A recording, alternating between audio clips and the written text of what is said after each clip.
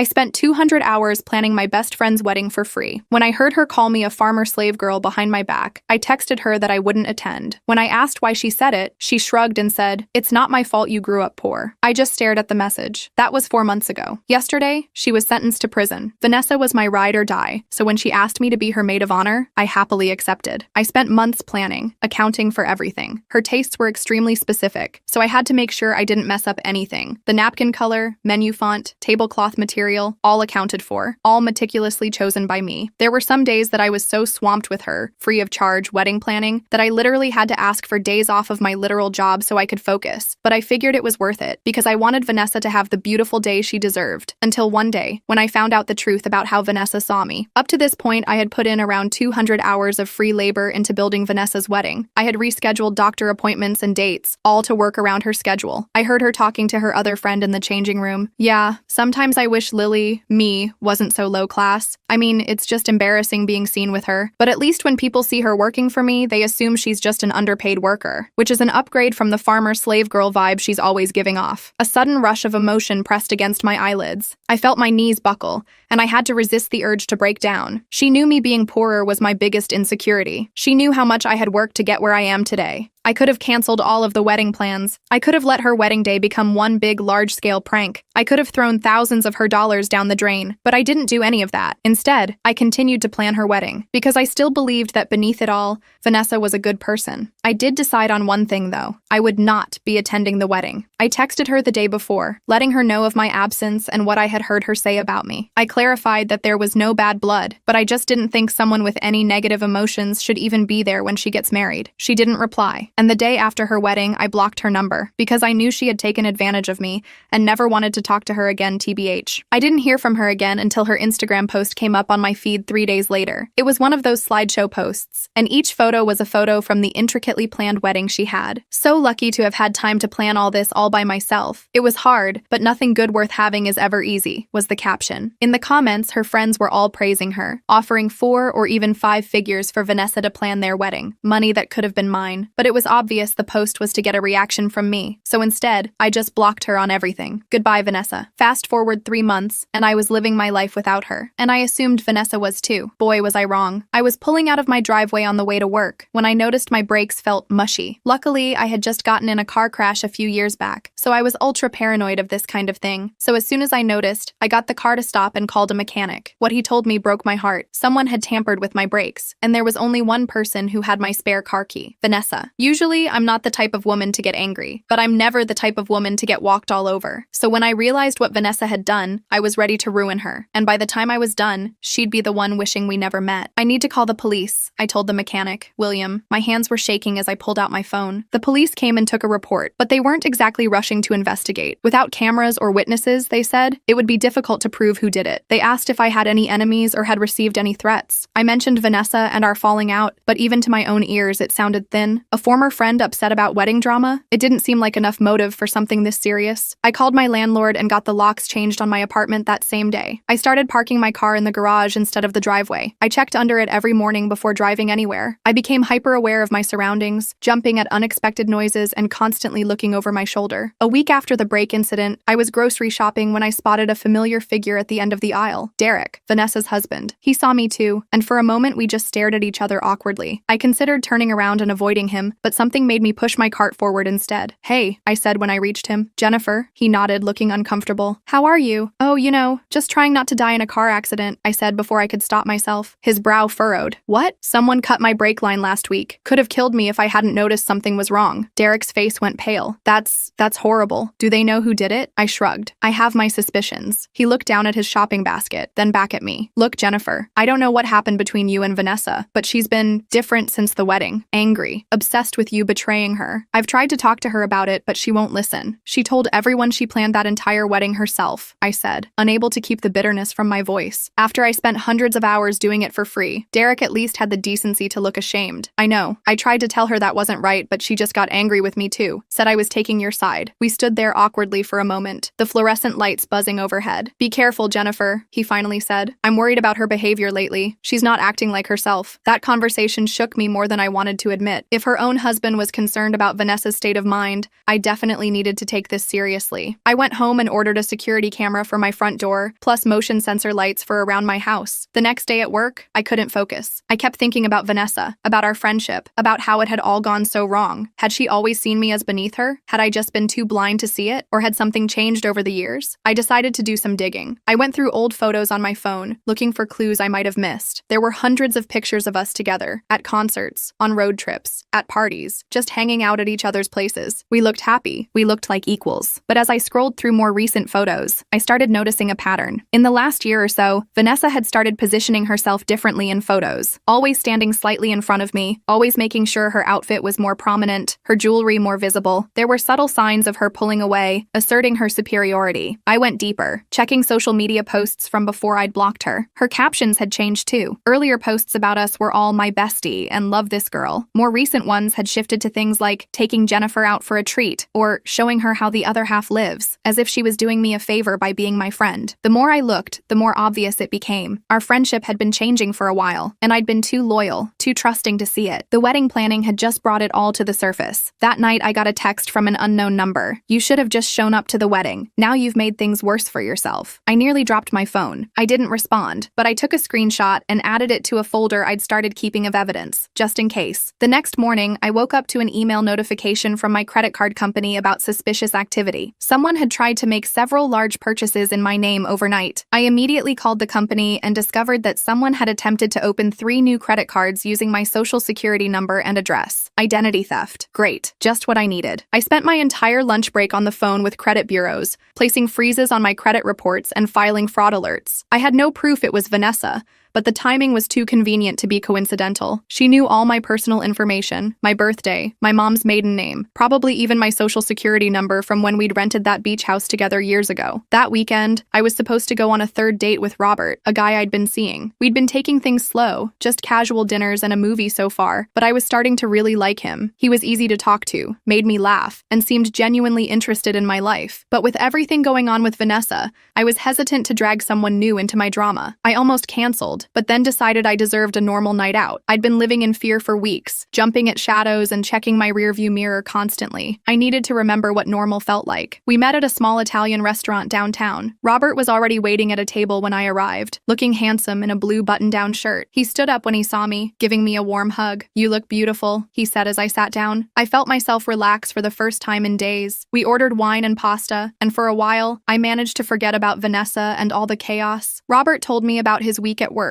He was an architect, currently working on redesigning a local community center. I shared some stories about my coworkers, carefully avoiding any mention of brake lines or identity theft. It was nice, normal, exactly what I needed. After dinner, we decided to walk around downtown for a bit, enjoying the mild evening. Robert took my hand as we strolled past shop windows and street performers. I was just starting to think this night might end with a real kiss when I spotted her, Vanessa, standing across the street, staring directly at us. I froze mid-step, my hand tightening around Robert's. He looked at me with concern, then followed my gaze across the street. By then, Vanessa had turned and was walking quickly away, her blonde hair swinging behind her. "What's wrong?" Robert asked. "You look like you've seen a ghost." That was my ex-best friend," I managed to say. "The one I told you about who got married recently. The bridezilla?" Robert raised an eyebrow. Weird coincidence running into her here. But it wasn't a coincidence. I knew it wasn't. Downtown had dozens of restaurants and bars spread across several blocks. The chances of Vanessa randomly being across the street from the exact restaurant where I was having dinner were astronomically low. She was following me. The rest of the date was ruined. I tried to act normal, but I kept looking over my shoulder, expecting to see Vanessa watching us. Robert noticed my distraction and suggested we call it a night. He walked me to my car, looking concerned. "Is everything okay, Jennifer? You seem really on edge." I hesitated, then decided to be honest. "I think my ex-friend is stalking me, and I think she might have tampered with my car brakes last week." To his credit, Robert didn't immediately back away or call me crazy. Instead, he looked alarmed. "Have you gone to the police? They took a report about the brakes, but they said there wasn't much they could do without evidence. Robert insisted on following me home to make sure I got there safely. He even checked under my car before letting me drive it. When we got to my place, he waited while I unlocked the door and checked inside. "Text me when you lock up," he said before leaving, "and call me if anything weird happens, okay? Anytime, day or night." I appreciated his concern, but as I locked my door and set my security system, I couldn't help feeling that I was dragging him into something dangerous. Maybe it would be better to keep my distance until the Vanessa situation was resolved,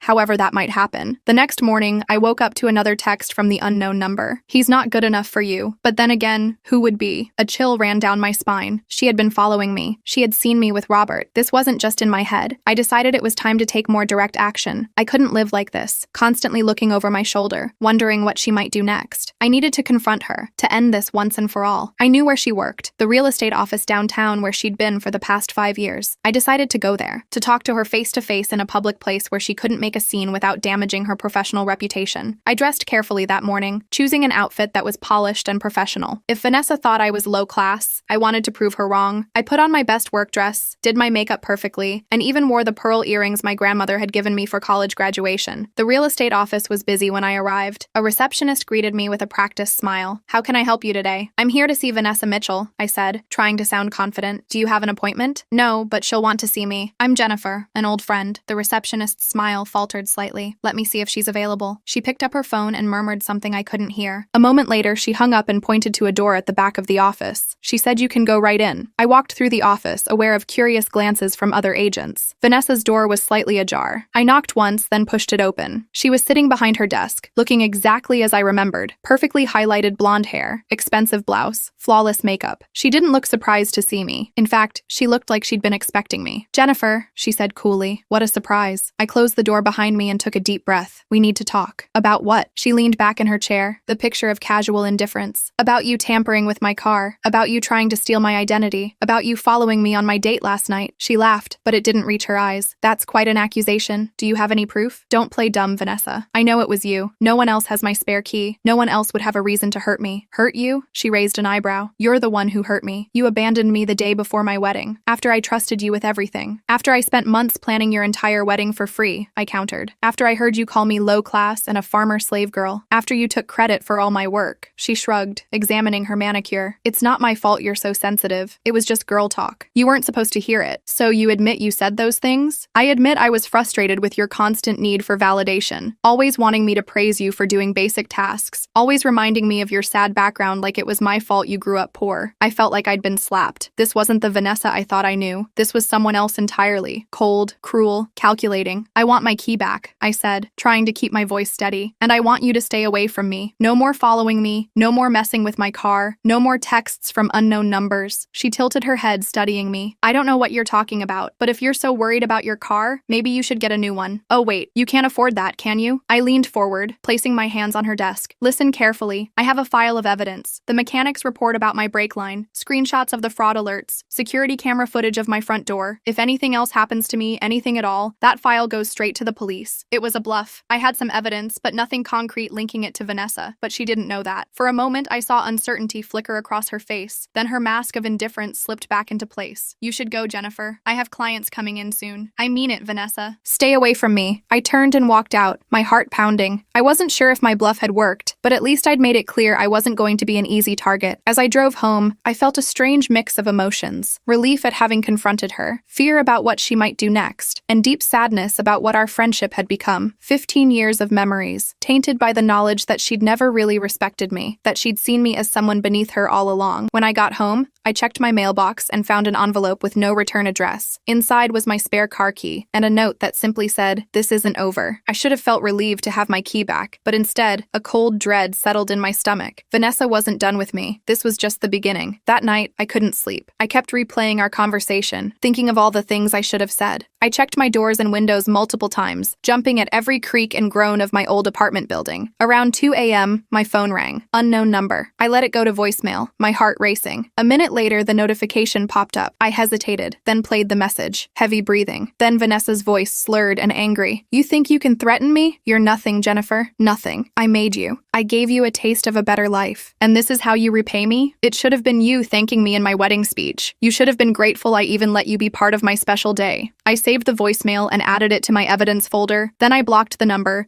knowing she'd just find another way to contact me if she wanted to. The next morning, I woke up to a notification from my bank. My account was overdrawn. I logged in, panicking, to find that someone had withdrawn nearly all my money, leaving me with just enough to trigger the overdraft when my automatic rent payment went through. I called the bank immediately. They confirmed that the withdrawal had been made in person, at a branch across town. The person had my ID and knew my security questions. They were launching an investigation, but in the meantime, my account was frozen. I was officially broke. My rent check would bounce. I had maybe $50 in cash to last until the bank sorted things out, which could take days or even weeks. This was no longer just harassment. This was financial ruin, and I knew exactly who was behind it. Usually, I'm not the type of woman to get angry. I'm a peacemaker, a people pleaser, someone who tries to see the best in others. But as I sat there, staring at my empty bank account, something inside me snapped. I was never the type of woman to get walked all over. Not anymore. Not after everything I'd been through to get where I was. So when I realized what Vanessa had done, how she'd systematically tried to destroy my life because I dared to stand up for myself, I was ready to fight back, and by the time I was done, she'd be the one wishing we never met. I sat in my apartment that night, eating ramen noodles because it was literally all I could afford. The irony wasn't lost on me, back to square one, just like my college days. But this time it wasn't because I was working towards something better. It was because Vanessa had deliberately pushed me back down. I pulled out a notebook and started making a list of everything Vanessa had done. 1. Tampered with my car brakes. Attempted murder. 2. Identity theft. 3. Stalking. 4. Bank fraud. 5. Those creepy texts and voicemails. Then I made another list. What I had as evidence: 1. Mechanics report about the brake line. 2. Credit fraud alerts. 3. Bank records of the unauthorized withdrawal. 4. That voicemail where she basically admitted to everything. 5. Her returning my key with that threatening note. It wasn't nothing, but it still felt circumstantial. Would the police take it seriously now? Maybe. But I didn't just want Vanessa to get a slap on the wrist or a restraining order she'd probably ignore. I wanted her to feel what I was feeling: exposed, vulnerable, betrayed. I called Robert, even though it was late. He answered on the second ring, sounding concerned. Hey, you okay? It's almost midnight. I gave him the quick version of what had happened with my bank account. He offered to lend me money to get through the next few weeks, which was incredibly sweet, but not why I'd called. Thanks, but that's not why I'm calling. I need advice. How would you handle someone who's trying to systematically destroy your life? There was a pause. Legally, right? You're asking for legal options? Sure, let's start there. He suggested filing for a restraining order, hiring a lawyer, maybe even going to the media if the police wouldn't help. All reasonable suggestions that a normal, rational person would follow. After I hung up with Robert, I opened my laptop and started doing research. I needed to understand exactly what I was up against and what I could legally do to fight back. First, I looked up Vanessa's real estate listings. She had several high-end properties that she was the exclusive agent for. Her commissions on those alone would be in the tens of thousands. No wonder she thought she could get away with anything. She had money to burn. Next, I checked her social media profiles. Even though I'd blocked her, I could still see her public posts by logging out. Her Instagram was full of perfectly staged photos of her perfect life, brunches at expensive restaurants, weekends at luxury hotels, designer shopping sprees, and of course more wedding photos with that same lying caption about planning it all herself. But what caught my eye was her most recent post, a professional headshot with an announcement that she'd been nominated for Realtor of the Year by the local real estate association. The ceremony was in 2 weeks. According to the caption, it was the highest honor in local real estate and would cement her reputation as the city's premier luxury property specialist. This award clearly meant a lot to her. Her entire identity was wrapped up in being successful, in being admired, in being better than people like me. I kept digging. The Real Estate Association had strict ethical guidelines for their members. Fraud, criminal activity, or conduct unbecoming a professional realtor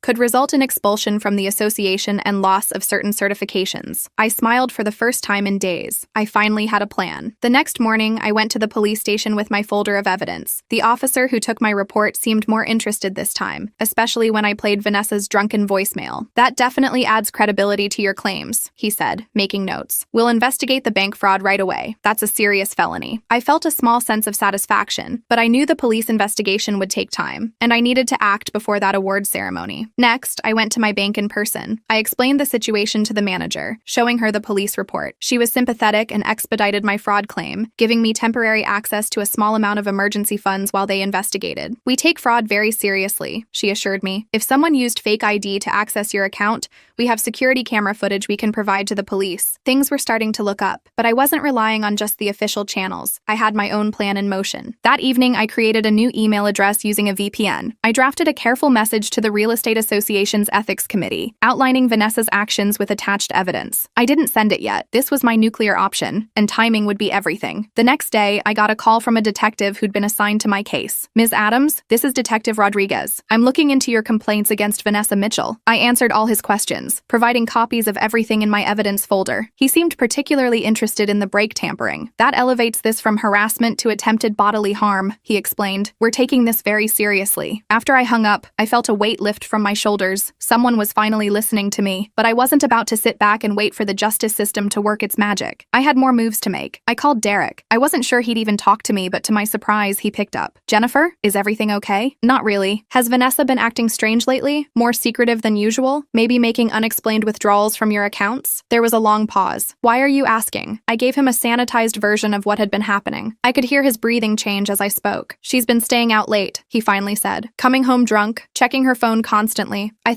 actually thought she might be having an affair. Check your accounts, I suggested, and maybe your credit report too. He promised he would and thanked me before hanging up. I felt a little bad using him like this, but I needed allies, and Derek might be the only person who could get through to Vanessa. The next few days were quiet. Too quiet. I kept expecting another attack from Vanessa, but nothing happened. No weird texts, no financial surprises, no sightings of her following me. I almost found it more unsettling than the active harassment. I used the time to get my life back in order. The bank unfroze my account and restored my stolen money. I installed better security on my apartment, new deadbolts, window locks, even a doorbell camera. I changed all my passwords and security questions. I started parking my car in a secure garage instead of on the street. A week after our confrontation, I got a text from Derek. Can we meet? It's important. We arranged to meet at a coffee shop downtown. He looked terrible. Unshaven, dark circles under his eyes, clothes wrinkled like he'd slept in them. I checked everything like you said, he told me, his voice low. She's been moving money around, taking out cash advances on our credit cards. When I confronted her, she just laughed and said I wouldn't understand. I'm sorry, I said, and I meant it. Derek was collateral damage in Vanessa's vendetta against me. There's more, he said, sliding his phone across the table. I found these on her laptop. They were screenshots of conversations between Vanessa and someone named E, probably Elizabeth, her bridesmaid. They were discussing me, and their plans were far worse than I'd imagined. Need to teach her a permanent lesson, Vanessa had written. Brakes didn't work. Maybe something at her apartment next? Don't do anything stupid, E had replied. Scared is enough. Not for me, was Vanessa's chilling response. I felt sick. This wasn't just revenge anymore. This was something darker, more obsessive. I'm filing for divorce, Derek said, taking his phone back. And I've saved copies of everything. I'll testify if you need me to. I thanked him, genuinely touched by his support. As we were leaving, he hesitated, then gave me a quick hug. Be careful, Jennifer. I don't think she's going to stop. That night, Detective Rodriguez called with an update. They'd identified Vanessa on the bank's security footage,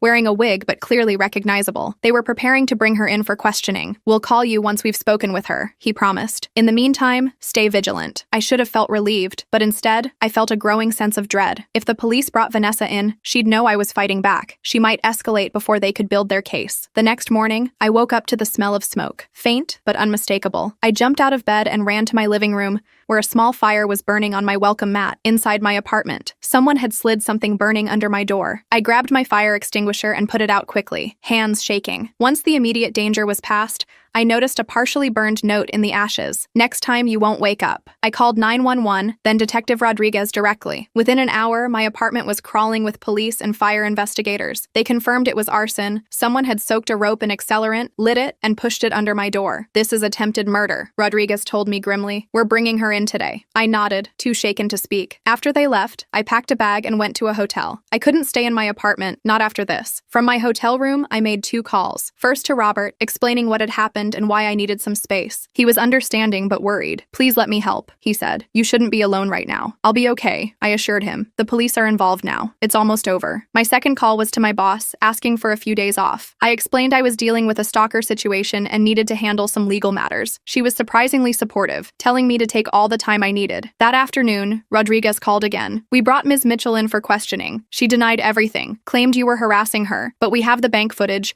and we're getting a warrant for her devices based on the arson arson attempt. What happens now? I asked. We're charging her with fraud, arson, and attempted murder. She's being processed as we speak. I should have felt victorious. Instead, I just felt tired. This whole nightmare had drained me completely, but I still had one more move to make. I opened my laptop and finalized that email to the Real Estate Ethics Committee, attaching police reports, bank records, and screenshots of Vanessa's threatening messages. I added details about the arson and her arrest. Then I hit send. For good measure, I sent similar emails to the local newspaper's crime reporter and to the organizers of the Realtor of the Year award. I wasn't being vindictive. I was making sure Vanessa couldn't hurt anyone else the way she'd hurt me. 2 days later, Vanessa was released on bail pending trial. Her conditions included no contact with me and wearing an ankle monitor. I was still staying at the hotel, not quite ready to return to my apartment. The day before the real estate awards ceremony, the local news broke the story. Prominent realtor charged with fraud, arson, and attempted murder. The article detailed Vanessa's crimes, including quotes from Detective Rodriguez and bank officials. There was even a statement from the Real Estate Association announcing her suspension pending investigation. I watched her perfect life crumble in real time. The award nomination was rescinded. Her brokerage put out a statement distancing themselves from her. Her social media accounts went dark. Derek filed for divorce, citing her dangerous and criminal behavior. The final blow came a week later. I was back in my apartment with new security doors and a top-of-the-line alarm system when I got a call from Rodriguez. Thought you'd want to know, Mitchell accepted a plea deal. She's looking at 3 to 5 years for the fraud and arson charges.